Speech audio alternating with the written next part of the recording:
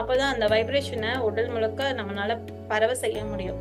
எந்த அளவுக்கு வைப்ரேஷன் ஸ்ட்ராங்கா இருக்கோ அந்த அளவுக்கு உங்களுடைய ஆற்றல் அதிகமாகும். உடல்ல இருக்க அந்த தேவையில்லாத அந்த பிளாக்கேஜ் எல்லாம் சரி பண்ணிடலாம். வயசாக வயசாக காது கேட்காம போகும்னு சொல்லுவாங்களா, அதெல்லாம் ஏற்படவே ஏற்படாது. நல்லா நம்ம காது கேட்கும். ரெண்டு கண்களை க்ளோஸ் பண்றோம், காதை அடைச்சுக்கிறோம். சொல்லுங்க. 3 times to 5 times எத்தனை தடவை வேணாலும் சொல்லணும்.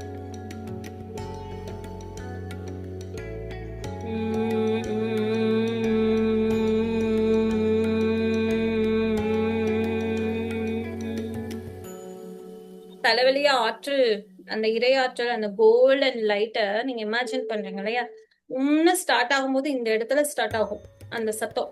அப்படியே ஸ்டார்ட் ஆகி இந்த வழியா, இந்த சக்கரம் வழியா போய் இந்த அப்படியே இந்த ஒவ்வொரு சக்கரம் வழியா கீழே இறங்கி கடைசியா மூலாதாரம் வரைக்கும் அந்த ஆற்றல் போகும். அந்த சத்தம், அந்த கடைசியா முடியக்கூடிய அந்த சத்தம் மூலாதாரத்துல முடியும். சரியா? இது மூலமா அந்த சக்கரங்கள் எல்லாத்தையும் நம்மளால சரிசமம் படுத்த முடியும், சீரா சுழல வைக்க முடியும். ஏற்கனவே ஏதாவது அந்த பாதிப்புலாம் இருந்துச்சுன்னா நிவர்த்தி ஆயிடும். ஏன்னா இது பிரணவ மந்திரத்தினுடைய சத்தம் இல்லையா? கடைசியா முடியுது. இந்த சத்தம் தான் அந்த சராசரமும் பரவி இருக்கு. அண்டத்துல இருக்கிறதா பிண்டத்துல இருக்குன்னு சொல்றேன் இல்லையா? அந்த சத்தம் இந்த பிண்டத்துல நம்ம கொடுக்க கொடுக்க கொடுக்க அந்த ஆற்றல், இறை ஆற்றல் ரொம்ப அதிகப்படியான சக்தியை கொண்டு வந்து நல்ல அந்த சக்கரங்கள் எல்லாம் வேலை செய்ய வைக்கும். நம்மளுடைய உடல்ல பாதிப்பு இருக்குல்ல, காணா போயிடும். அந்த சக்கரம் நல்லா சொல்ல நம்ம ரொம்ப ரொம்ப ஆரோக்கியமா இருப்போம், சுறுசுறுப்பா இருப்போம், நோய் நொடி இல்லாம இருப்போம். எதுக்காக இதெல்லாம் நமக்கு சொல்லி கொடுக்குறாங்கன்னா, திருமூலர் சொல்லியிருப்பாரு, உடம்பாரழியின் உயிரார் அழிவர், உடம்பை வளர்க்கும் உபாயம் அறிந்து உடம்பை வளர்த்தேன் உயிர் வளர்த்தேனே அப்படின்னு சொல்லியிருப்பாரு. இந்த உடல் இருந்தா தானே இந்த ஆத்மாவையும் இந்த ஆத்மா கூட சேர்ந்த இந்த இறையாற்றலையும் நம்மளால உணர முடியும்.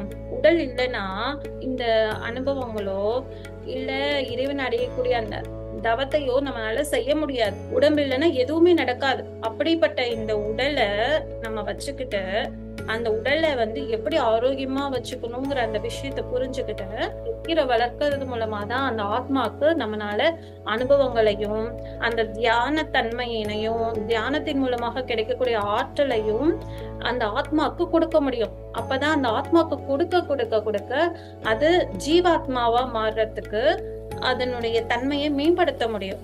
சரியா?